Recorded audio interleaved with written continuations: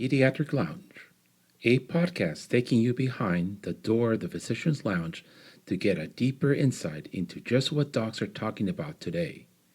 From the clinically profound to the wonderfully routine and everything in between. This episode is sponsored by our friends over at Hippo Education. Quick question. When was the last time you felt you were fully up to speed on the non-stop updates in pediatrics? Let me guess. Never. That's where Hippo Education's Pediatrics Reviews and Perspectives podcast comes in. Your monthly pediatric cheat code. Fresh, up-to-date insights from pediatric clinicians who live and breathe the same challenges you do. No fluff, no boring lectures, just practical knowledge you can apply on your next shift.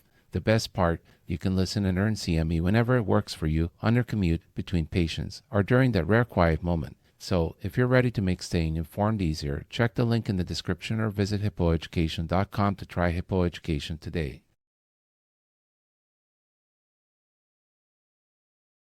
Good morning, George. It's another Tuesday, and we have two incredible guests and friend of ours on the podcast today.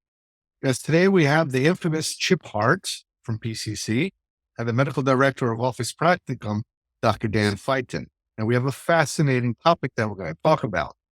The link to finding the cure for type 1 diabetes could simply live in your EHR. We just don't know about it. Take it away, guys. So Chip and Dan lead the U.S. two largest and best pediatric-focused EHRs. They both have a personal connection to type 1 diabetes, and many in the community are committed to preventing DKA and getting to the cure. Together, they serve between 5 to 10,000 pediatric clinicians and 8 to 12 million children in the U.S. Dan, Chip, it's always a pleasure to see you both. Welcome to the show. Hello. Thanks.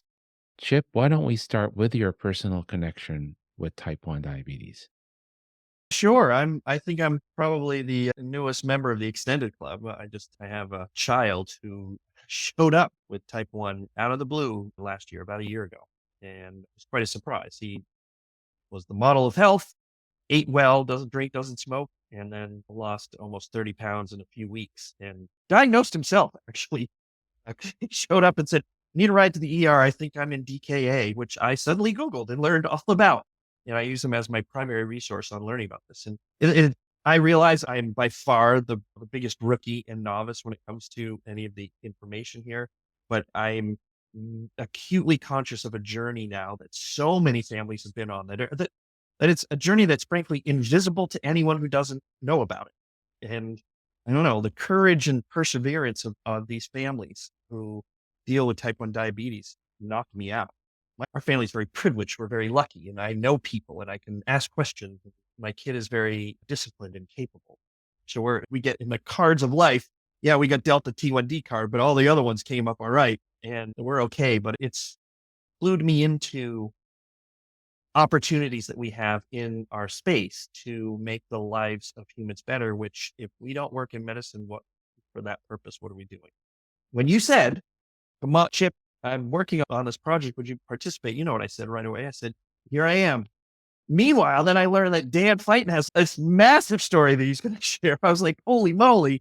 And the fact is PCC and Office Practicum, we've been frenemies forever. We know, and we've been in the same sandbox forever, but to have this one theme tie us together I'm actually quite interested. So I'll shut up. Dan's got a bigger, better story. Yeah. What's your personal connection to? So I've been connected to type 1 diabetes for almost 30 years now. I have 4 children. 3 of them have type 1 diabetes.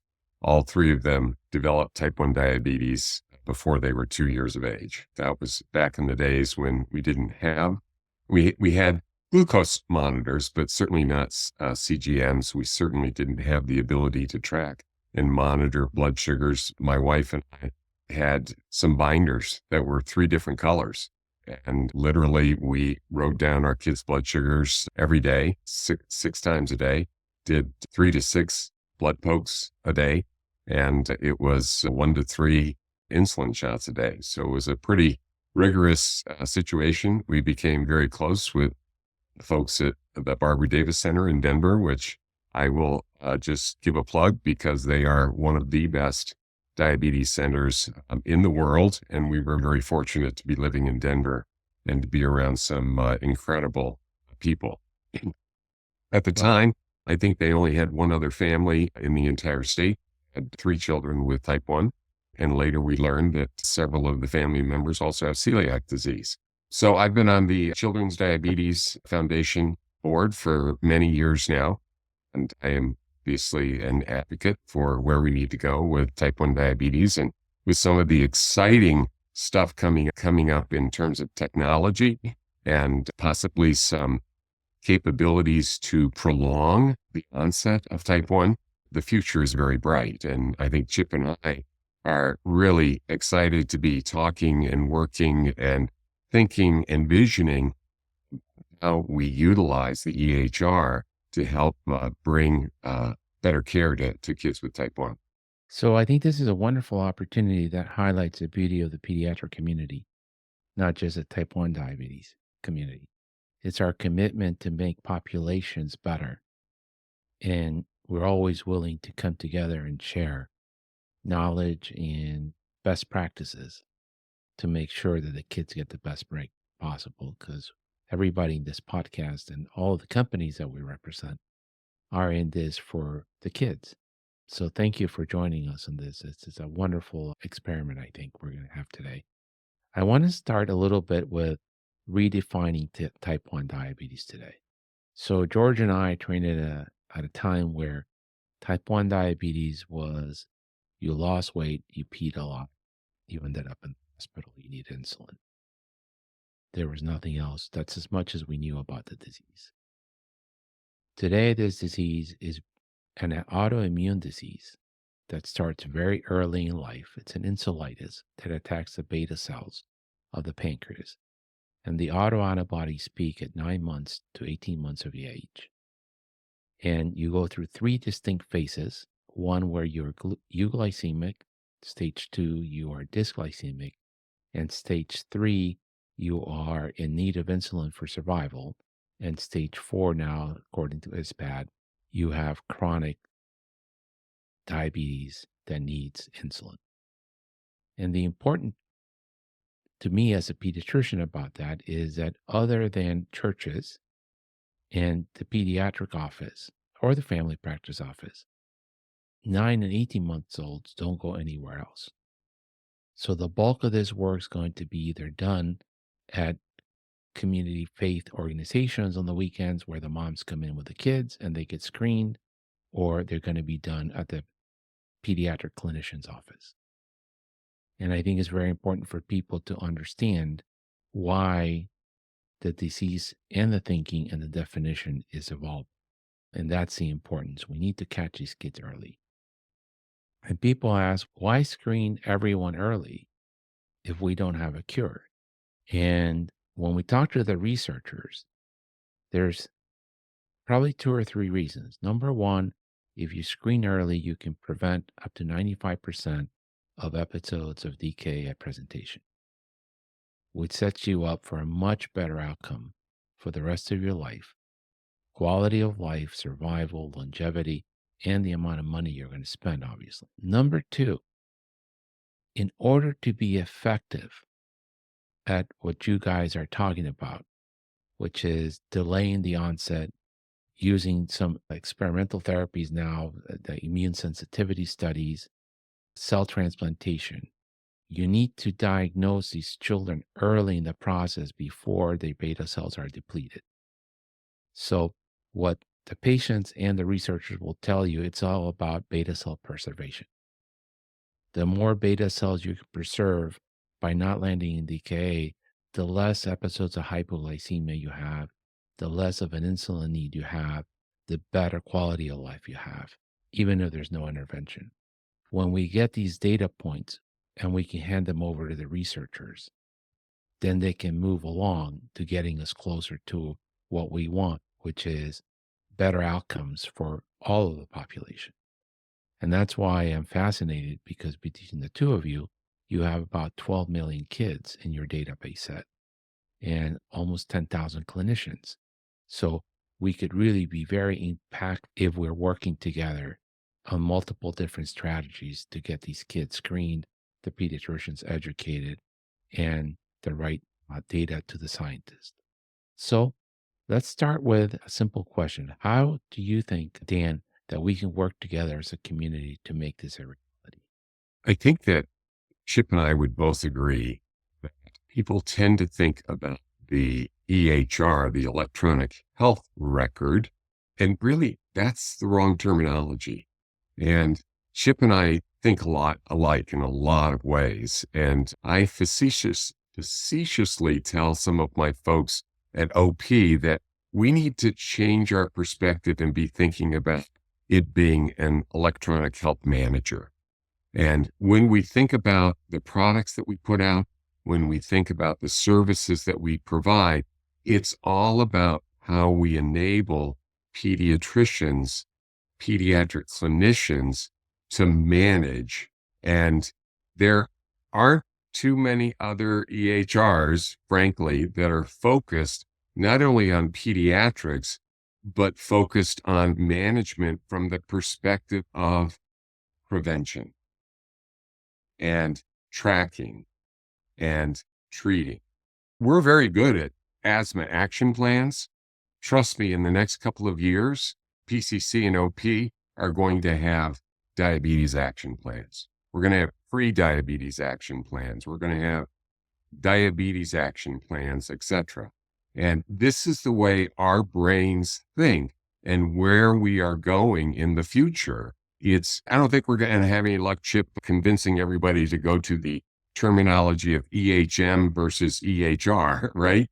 But that's the way that he and I think privately that we need to be. And that's why we think that there are opportunities in diseases like diabetes to really make a difference through the EHR. Your thoughts, Chip? I agree. The fact is, EHR vendors, we sell sadness. Historically, we have. No one wants to use an EHR, except for the biggest nerds. You want to engage with the patients. That's why you went to med school. You get intrinsic reward from actually helping people. The EHRs, like even at our best, Dan and I, we are hamstrung by the requirements that the federal government puts into place, the state government puts into place, and the big bad guys, the insurance company. All right. Most of the time when George goes and sees a patient, he's a click monkey for Blue Cross or United or whoever else, because he has to click these things and do this stuff, some of which has to do with actual care. But most of the time, you're proving that you didn't cheat on your coding, all right, which you don't. Pediatricians just don't. And that you were doing some sort of community or like large scale health measurement, all right, that is not usually done very well. What a pediatrician wants to do is help kids. And we are finally at a point, and we're at this horizon where some of the communication among the EHRs, and it's not the EHRs, the communication among the health systems, the hospitals and the labs and the players in the room, they're finally getting to a point where we can exchange data sometimes. And when that happens, this is what Dan was talking about. When that happens, and he gave a really good specific example. I bet I could go out and talk to any one of my clients right now, any one of my clients who's knowledgeable about type 1 diabetes and say, help me build a care plan for this. And I get a decent one. Okay. Problem is, how do you get that into the hands of your patient? How do you get that care plan approved by Blue Cross Blue Shield to be the thing that you check in on every month and get paid for? Because it's not appropriate to ask you to keep doing work for free. It's all of those other elements. And we are starting to get close to that stuff. We have portals now. We have better web developed tools that make it easier for you to maybe not just contact and work with this one family, but talk to the 50 families in your practice. 10 years ago, 20 years ago, what did Dan Feitan have to do when he wanted to manage the type 1 diabetics in his practice? 3 of them he had dinner with every night. But the other 24, he had to pick up the phone and call those moms. And that's a big pain. That's a big pain. Now we're getting close and we're starting to get real impact. And I'll say this, we've already seen a massive improvement in the volume of, or the coverage of well visits nationally. All right. The well visit coverage 15 years ago was pathetic. All right. And everyone complains about all the, about all the work you have to do during well visits. But you know how many kids we catch with depression screening every year, even though we're still pathetic at it? We catch those kids and fix the problem before it ends up in the news. That's what we're talking about here, which is screening kids for diabetes so we can catch them before it's too late and improve the study work that needs to be done. And so these kids can keep their endogenous cells and actually have a chance of putting this in our rearview mirror. Like this is the first time in my life where I've actually been like, oh my gosh, if we could put this in the rearview mirror for all of these families, what's that worth? That's so much more important than, is it a 99213 or whatever silliness that we have to worry about in our space that you guys have to worry about. This is actually saving lives and changing lives. We're on the cusp of it, and it's exciting. It only took me, 35 years to get this job, but here we are. The clicking part of the EHR, a lot of people don't like, but I think that's where the important part of the EHR is. That's where your diagnosis and the population health comes in. The nuisance, you have to do it right. You have to play the game right. Yes. The nuisance part is the white boxes of the storytelling and the plan. That's what takes time, and that's what physicians hate. If you can somehow get rid of that, I'll gladly click all your boxes because it takes me 2 minutes and I can still talk to people. I think what we need to do is show the connection between those boxes that they click and the outcome. Like when you do this right, when you keep track of things clinically in your practice, what are the advantages?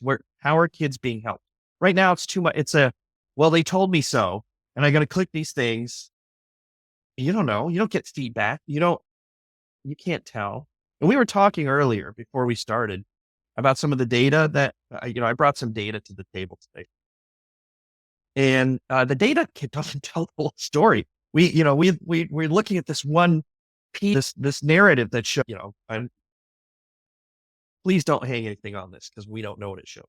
But it shows that the incidence in at least PCC client practices, I want to be very clear about what I'm saying. The incidence of kids showing up in PCC client practices with DKA the last year or so has gone down quite a bit, but the incidence of kids showing up with hyperglycemia has gone up quite a bit, which is those two things are separating. There's so many valid reasons for that happening, some of which are good, some of which are not good. And I can't tell because the way we use EHRs, that narrative is hard to discern. Each one of you, as physicians, said it could be this and could be this. And at each time we were like, yep, it could be. Okay. It could be that kids with DKA are not going into the practices. They're going straight to the ER. And it could be that the practices are getting a little bit better at identifying hyperglycemia earlier. So it's showing up in the diagnosis. It could also just be that more kids are getting T1D, which we have evidence to support. And so that's why we're seeing more hyperglycemia. It could be a couple things. And in order to figure this out, when you take all the kids in Dan's network and you take all the kids in PCC's network, there's enough data there that we should be able to understand stuff, but we need the doctors, like Jordan was saying, we need the doctors to click the right boxes so we can connect the dots. Correct. So the first thing that you guys could do together would be to try to get the number of type 1 diabetes in both of your registries. That's right. Yeah. It's identifying the current population within both EHRs. How many kids do we have with type 1 diabetes? How many siblings do they have? How many siblings do they have of a particular age if we decide that we want to screen kids? And we'll talk about screening here in a minute. And I would also add that we have to think about other diseases that are related to that. And so we have to not only look, in this case, at kids with type 1 diabetes, but how many siblings have celiac disease? Or how many kids have celiac disease? And are those kids that a clinician should consider with certain histories and certain situations? Do I want to screen the other siblings for not only autoantibodies for celiac disease, but really think about type 1 diabetes? And it's that ability of using a pediatric EHR, which is thinking broader than just type 1 diabetes, but the connection with celiac disease. So you're right, Herb. We want to identify the populations, and the specific related diseases and conditions. I'm really excited about the capabilities to do that. So that first step seems to be pretty simple from a mechanics point of view, right? You just run a query. We don't know the quality of the data, right? Somebody forgets to put somebody could say syncope as the initial diagnosis for a type 1D at presentation with DKA because they passed out and sent them to the ER. But we would get a general idea of how many kids. And I'm guessing it's going to be something every year around, I think it was 2 to 4,000 kids in all of your network, all your data sets that have stage 3 type 1D. Now, a little more complicated, which is what we were talking about earlier before we started taping the show, is how many of those children presenting with type 1 diabetes are in DK? And that gets a little more complicated because most pediatricians don't measure pH off the blood. We're not blood gas machines in the office, so we don't really know who is acidotic, who's not at the time of presentation. And the way a lot of these data exchanges work, and please correct me, I'm not in the EHR space, but if they go in the PICU and the PICU puts the DKA as a secondary diagnosis, that may not be showing on any of my billing charges going out of my office EHR because I'm not billing for that DKA episode in the ICU. And you make a good point, Herb, because it might come back from the children's hospital or the local hospital with a diagnosis of DKA. Fortunately, with care quality now, we're getting much, much better data and more relevant and more accurate data. The question becomes then, does the clinician understand the importance of documenting things like DKA? And it's what George suggested just a few minutes ago. It's a little bit of a garbage in, garbage out situation, and we have to rely. The EHR cannot think about what it should be. It's going to rely on the clinicians to document properly. Because I don't like ECW, and I say it over and over again. For the life of me, I wish I had or PCC in these clinics that I help. But in the process in ECW is if Fairfax Children's Hospital sends it electronically, right? There's this one bucket that you click on it and it says all the diagnoses. Then you click on it, then it carries it over to the problem list. Then you got to click on it again to put it on your assessment of the patient, right? And if you don't know that it's back there and the data enters changed, hidden on the right side of the screen, you're never going to see it. We've got another issue that never got resolved, which is the coin of the data realm is still billing data. And the reason for that is because it is highly regimented. You have to use an ICD-10 to bill. You have to use a CPT to bill. The data elements are, even with all the payers still being inconsistent and annoying, there's still only 40 fields on that claim. Like it's pretty straightforward and everyone has to bill. So all those interactions the issue is that the ICD-10 wasn't even designed for billing, but that's what we use for billing. SNOMED codes, which are designed for clinical narratives and problem lists, are where we should be understanding this stuff. But EHR vendors are loath to actually incorporate SNOMED codes properly because none of the users want to actually diagnose using ICD-10 and then come over here and properly do it using SNOMED. As Dan will tell you, we all hide that stuff behind the curtain. Now, we think we do it the best way.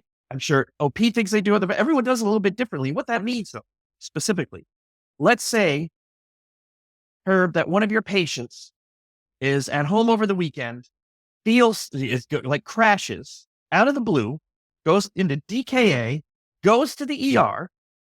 They diagnose, he's got keto without coma. You've got T1D diagnosis for the first time. When that kid comes back to your office, all right, you are not going to bill for ketoacidosis because it's not anything on your claim. You might bill for that T1D as in a follow-up visit or something like that. But you should pull that keto into the problem list, which is a SNOMED code. And how often is that done? 5% of the time, 3% of the time, who knows? Absolutely. And why do you think it's not done? Because I'll tell 2 reasons. Number 1, it requires discipline and diligence with every single kid, and you have to see 25 kids a day to keep your doors open. And so you're like, secondly, there's something that we're probably not going to talk about today, but I'm just going to mention it right now. Diabetes is one of I haven't counted, a dozen diagnoses that pediatricians are happy to go put over there with someone else. And so a DKA, hey, that's on my stuff. I'm going to let the endocrinologist, who probably doesn't even exist in your town, right? Okay. We're going to let endo deal with that. It becomes someone else's problem. And that's just human. That's just us saying we're feeling overwhelmed. We have too much to manage. And so something like tracking actual DKA is not easy. But it does have a value. Like, even though Yes, into the office, so how's your diabetes? You're going to the endocrinologist far away. How's your blood Yep. sugar? So we made an engagement. Most physicians, Yes. well, I didn't manage the diabetes, so I'm not going to put it down. And then throw in the twist of I have to click 5 fields to put it in. I'm not going to bother. exactly. But it is Exactly right. important. It's important in pediatrics, especially for value-based contracts, because putting a kid, telling the insurance company that the kid has diabetes will give them a higher risk score. Given a higher risk score, now budgets more money for this patient in their value-based contract. Now, let me ask you, I want to ask the 3 physicians on this call. You've all managed patients with diabetes to some extent, okay? And you've co-managed with endocrinologists. How well do your technical tools communicate with the endocrine partners that you have? Like, if a kid goes and sees an endocrinologist 3 times, one of the kids in your flock, a 12-year-old, who you saw for a well visit last year, goes to endo 3 or 4 times in 3 months. How often are you even aware of that? So I'll tell you, from a non-pediatric EHR, it's a disaster, because I get information back in 2 ways through ECW. One is a PDF, and Fairfax uses Epic. So there's 12 pages of repetition of nonsense, right? And the nurse said that the kid passed gas twice.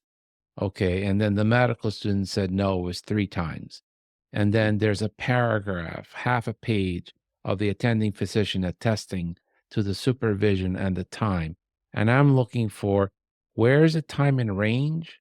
And because it's a PDF, it's not in color, so I can't even see the graphic. And where's the hemoglobin A1C? And was this kid initially diagnosed in DKA or not? And I got to go through 12 pages. Half of it I can't read.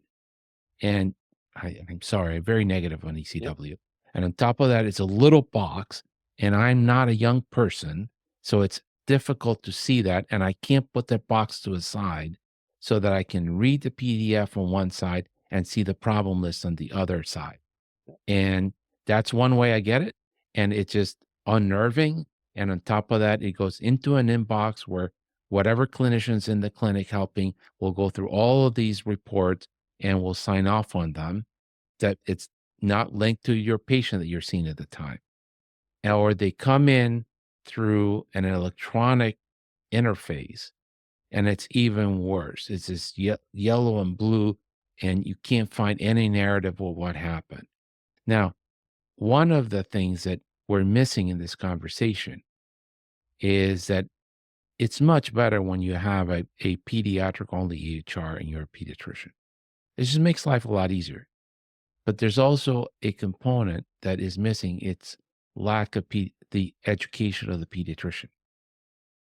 So the reason that George is not clicking on that DKA into the problem list is because most general pediatricians don't understand the implications of a child presenting in DKA versus a child who doesn't present in DKA over the next 15 to 20 years of their lives. And that is I don't know how, from the EHR perspective, you educate your clients, this is a high risk factor. This is like somebody telling you, my dad died from hyperlipidemia and a heart attack when he was 45 years of age. You want to put that on the problem list because that kid needs to be screened for familial hyperlipidemia. And the diagnosis of DKA at presentation means you blew out your beta cells and you're going to have more episodes of hypoglycemia. You're going to be more difficult to have time in range or near target hemoglobin A1Cs, and you're going to have more complications because you're not well controlled. So now Eric, you, one thing yes, that really caught me off guard was when my family, we were presented with our circumstance, and I would talk to my clients. All my clients are pediatricians. They're all interested in the topic. Hey, how are your kids? I'm like, I got a funny story to tell you. It was really fascinating to me to see the range of understanding about the story I was telling. I had some of my clients within 2 or 3 sentences knew what was going on. I said, my son did this, and they're like, oh my God, he's got diabetes. And then I had others, and I get to the end, and then I'm like, and then the glucose came back at 350, and they're like, and I'm like, type 1 diabetes. And they're like, oh yeah, it is the first time in my career I have discerned a significant knowledge gap among pediatricians. I've felt it with some behavioral stuff. And maybe that's partially because I also feel it as a non-clinician. Can't see how to manage depression or whatever. That's like over there. But with the stuff that can be measured by labs and measured by your eyes, and you can actually ask a few questions, and it's a, boy, I'm just going to be really dangerous when I say it. You guys can slap me and I will accept it. It seems to me that in most circumstances when it presents, it's obvious once you get some of the elements. Like there are 3 or 4 check boxes where you're like, literally we were at the hospital. My son showed up. He's, yep, I've had polyuria and polydipsia for 2 weeks. I've lost 35 pounds. We went through the whole thing. And they're like, so I guess we just need to take a blood test. He's, yep. And that's, I think there are pediatricians out there who would be like, ooh, I think we're going to have to give you a whole workup. I don't know what it is. And that's the first time in my career I've felt that from some. And Dan, I don't know if you see it, George and Herb, I don't know if you see it, but I was surprised in a couple instances about that. You could slap me too for this, Yeah. but being the gray-haired doctor and having been at a time when we wrote our notes on paper, we didn't have near the degree of labs that we had. And we did this thing called physical exams and took histories and so forth. We relied on those bits of data, information to help to guide us. Now we rely on the lab to guide us. And let me just give you an example, all right? Recently had a patient who was less than 2 years of age and had some significant constipation and some growth issues, some delay in their height, and they had developed some arthritis. And so the pediatrician had sent them to the rheumatologist, and the rheumatologist ended up putting the child on methotrexate and blah, blah, blah, and then steroids. And I finally said, whoa, wait a minute, time out. Do we understand that the mom has celiac disease? And have we thought about the fact that arthritis and the presentation of poor growth, distended abdomen, constipation, and now with arthritis, the kid likely has celiac disease? But they were relying on a test that was done 10 months ago. And they said, oh, Yep. that test was negative at the time in what was probably, I don't know, 14-month-old. All right. So that's a story. Like more than half that kid's life ago. Yeah, more than half that kid's life. All right. In his developing immune system. And so we tend to need to put down the EHR for a minute. We need to put down the pen. We need to take a look at the patient, look at the bigger picture and go, okay, let's think about this. Right. Once the child was taken off gluten, within 4 days, he was remarkably better. Oh. And happy. And so you are correct that we're relying on some things today and not putting enough emphasis on other things, but that And comes from the those gray things haired doc. aren't good enough yet. We all see it. We all see what it can be. There will be a time in our lifetimes when the EHR, some other tool, is helping you with clinical decision making. It takes your input and says, hey, you didn't stop to think about celiac. Mm. Hey, this kid now probably needs an A1C lab. That's right. All right. But that time is coming. But a lot of people, the moment the EHR said one thing, they're like, oh, I don't have to think anymore. And we're all guilty of it. I want to be clear. I'm being critical. All of us. Yeah. It is. I am as guilty as Thank anybody. you. And who is more sympathetic as a non-pediatrician to what pediatricians have to go through than I am? All right. You guys can be empathetic to yourselves, but I'm sympathetic for what you have to go through. But it's not an excuse. You've got to use your brains. And I mean, if you don't keep using your brains, by the way, the computer's going to take your jobs. So you've got to be the difference between machines. Yeah. So it's not going to happen that way, but you need to play your role. All right. Yes. People need to learn again. I think it's the lost art of critical thinking.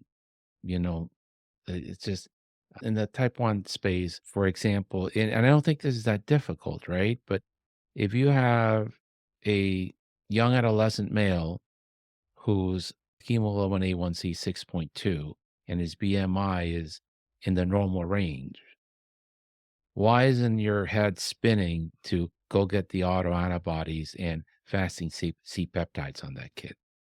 I don't need to be an endocrinologist to do that. It just, phenotypically, he is a type 1 diabetic and he is dysglycemic. He could be stage 2. And until I have the C peptides and the autoantibodies, I don't know, but I want to check that box off before he goes into decay. Because a little bit of knowledge tells you that if he's a type 2, then he'll likely never have decay. Not impossible, but most likely not. So it's a different follow-up that you're going to do. How do we use the EHR to educate 30,000 clinicians about these changes that can have real effects on not only population health, but the outcomes of your patients? Chip referred to it earlier, and we talked about it earlier. It really comes down to how we design care plans, or what I would call action plans, because we pediatricians are all used to using an asthma action plan.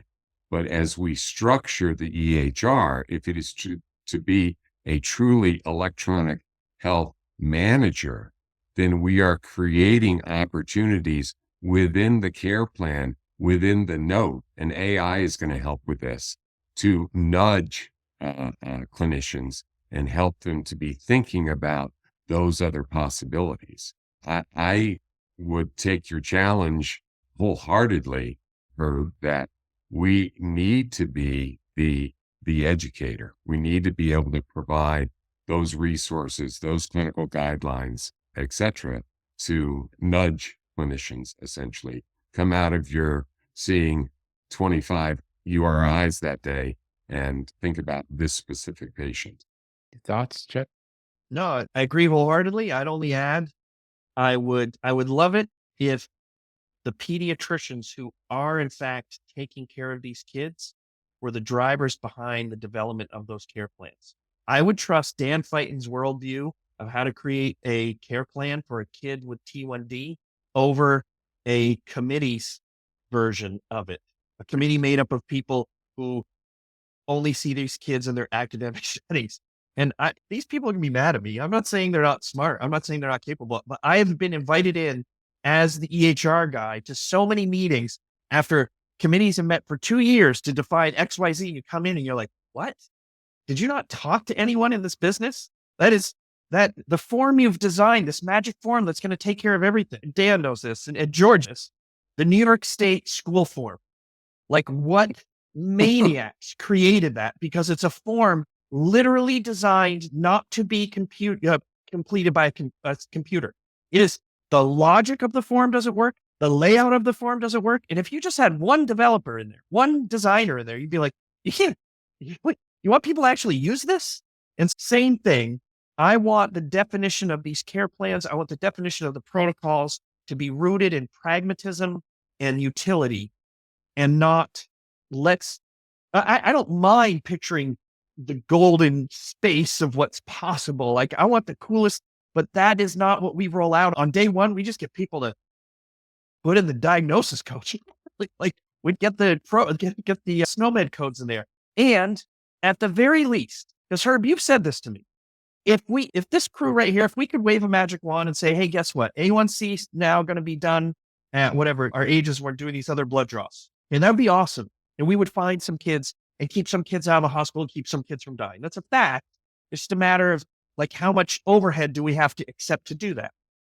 However, if we were just going to accept a minimum standard, which is if a kid gets type 1 diabetes, that kid's siblings get screened. Okay, which doesn't happen right now.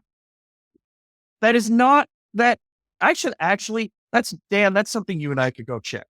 How many kids get a T1D, the first kid in the family to get T1D? Because you mentioned this right at the beginning of our podcast. How many of these kids go get T1D and how many of those other kids get checked? And that number is not 99%. All right. I bet that number is like 60%. All right. I'm guessing, but let's just get some standard things that say, go test these kids now. Let's cross that bridge first, and then I'll be excited. You know. So you brought two things, and I'm gonna circle back. One is, what are your son's thoughts on the pediatricians or family practitioners and education, access, and number of clinicians? Oh, he told me, I said, hey, we're going to have this podcast. Do you have any input? One of the things he said, first of all, let's be clear. It's hard to get into endo for a lot of people. So the pediatricians are going to be managing this, or it's not going to be managed at all. So the first thing is the pediatricians do need to become educated on this topic. Everyone hears, yep. And so let's think through. All along. So some of it could be nudges from the EHR. If family history, if somebody was good enough to put family history of type 1 diabetes on the problem list. There's some clinical decision-making things in there. There's some educational and the kid's 18 months, order the autoantibodies. That's just yes or no. So that would be one. But we're still humans. Yep. And so in my mind, that has to go along with echo programs. And the echo programs are the best way for adults to learn. And the ones that work really well bring in, as Chip was saying, somebody who's actually doing the work, a pediatrician, and somebody who is at a university center, a pediatric endocrinologist, really a pediatric diabetologist. And they meet together, a group of 12 once a month or twice a month, and they go over cases together. He would also tell you that because the pediatrician endocrinologist loop is not, and this is obviously true, he doesn't see a pediatrician, he's a family physician, but it's the same thing there. Because that loop is not always, that circle isn't always completed, said we need better communication between the specialists and the pediatricians, which, by the way, could have been your number one podcast 25 years ago. I said, the pediatricians don't hear from the specialists. All right. Like that song is, we all know the notes to that song. And so he is experiencing it as a patient where the physicians are like, wait, your endo said what? And the endos, wait, and your doctor said what? And you're always playing catch up. And what he he struggles with a lot of the time is, among other things, is okay. Like a couple months ago, for those of us now who are aware of this journey, a couple months ago, there was a big CGM problem. Like you couldn't get CGMs depending on which brand you bought because one of the makers closed a factory. And for 2 or 3 months, you had to chase CGMs like you had to chase Adderall. All right. If you were a kid with ADHD drug, we've all heard those stories. You call the pharmacy, they can't tell you can have it. You run over there, they don't have it, but the other place across town does. So you have to call your doctor to go get the scripts in over there. So you race over. He ran through that game for 3 days trying to track down CGMs because part of it was no one could give him a straight answer. And in the physician's practice, his PCP couldn't give him a straight answer, and they weren't communicating with each other. And then to top it all off, because I hate insurance companies, he showed up at one place, they had the CGM, and they said, "Oh no, Cigna told us that you'd already picked it up at the other office, so we can't give you this one." Which of course he hadn't. Cigna had no idea what they were talking about. So his own insurance company blocked him from getting a CGM in order to check his blood sugar.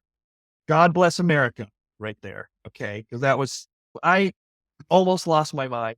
He was like, "I got it. Take care of So it." I almost lost the two of you are very big into technology, but I don't think there's a replacement for a face-to-face or on the phone conversation and that relationship that gets built up. And if you want to strengthen the relationship between the pediatric diabetologist and the pediatrician, there has to be a leader in the practice, in the general pediatrician's office, and a leader in the community that's a pediatric and diabetologist. And they break bread together every so often. They go over the cases and they I love that communicate. idea, but Um, there are too many places where that just can't happen. Well, Because relationship. there is, and what do you mean because that, like, that to the rural, diabetologist doesn't exist. all the It- more reason, Chip, that we need that support, right? It may Yeah. be that the diabetologist, for example, I'm sure in some parts of Utah, the diabetologist is sitting in Denver.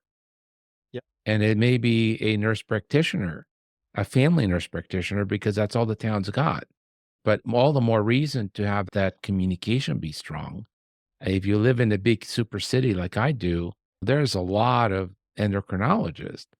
It's just a matter whether you want to be sitting on the road for 45 minutes to get there. What do you think, Um, Dan? yeah. That's a challenge. First of all, there aren't enough diabetologists. Second, in a busy day of seeing X number of patients per day, those sorts of conversations are hard to have. But I think that using the societies to be able to communicate with them and track with them and work with them to make sure that we are working together from that perspective is reasonable to do. The one-on-one conversations, I would love to be able to pick up the phone and talk with the diabetologist. And actually, now that I think about it, I have a skewed perspective because they all know me down there, and I do just pick Right. it up, and they just, That's or right. I Dan, text. you don't count for this thing. I'm a bad one to comment on this now that I'm. And they probably call you half the time. So you're not a good example for this element of it. But yes. I told you, Chip, you can text me anytime with your You diabetes did. questions. First Hey, thing you hey. told me. You've lived through things that I can't imagine. And so Dan, what do you mean by the associations? What do you think So- is missing? No, I think that they themselves are trying to address and look at what do we do with kids and early screening of type 1 diabetes. And as this resolution, in fact, you need to talk about the resolution, Herb, that's going around and let everybody know about it. But as people have begun to put support behind resolutions for screening of kids, we need to be in communication with those folks, is what I meant. I don't So want you to change think- the subject, but I want to make No, sure no. I think people it's know very about important. So I this think resolution. it's important that the American Academy of Pediatrics have a statement. Now, Yeah. why is that important? What's that? Why is that important? Because pediatricians will not do anything until they're told to do something by the AAP. Otherwise, they'll push it to the specialist. The Yeah. specialist is not going to see the kid that's going to be sick in a year. He's going to wait for him to be sick today, then see them. So we need Yes. something for the AAP to give some guidance to general PD on how to screen. And then if we have to screen, the doctors need a process that's easy. They need something that doesn't take too much time. And you know what? They should be paid for it too. What are your thoughts, Herb, with the resolution? Please visit our sponsor. Incredible conversations like the one today can't happen without their support.